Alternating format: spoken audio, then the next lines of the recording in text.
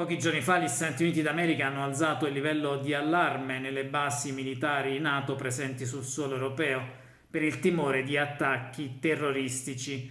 L'allarme riguarda le basi militari italiane, tedesche, rumene e bulgare.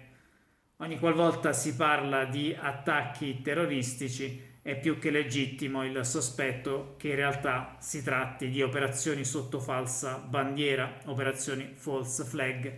Nel Regno Unito il partito conservatore vuole reintrodurre il servizio militare obbligatorio.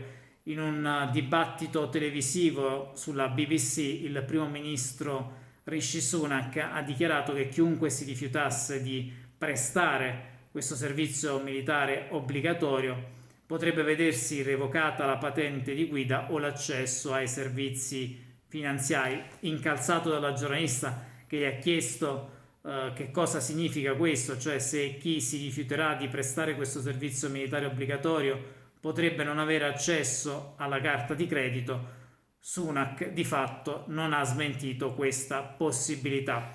Poche settimane fa il primo ministro serbo Aleksandar Vučić ha rilasciato un'importante intervista nel corso della quale ha espresso quasi con le lacrime agli occhi la sua preoccupazione che possano mancare 3 o 4 mesi allo scoppio della terza guerra mondiale, di cui Vučić ritiene responsabile la NATO e i leader dei paesi occidentali che pretendono di sconfiggere la Russia in Ucraina e di rovesciare Putin.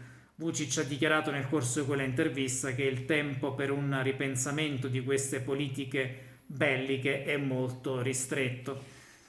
Mi domando che cosa aspettano i popoli europei, perché chiaramente l'Europa sarebbe come al solito scenario di questa guerra. Che cosa aspettano i popoli europei a scendere in piazza per pretendere la pace e arrestare questa frenesia bellica?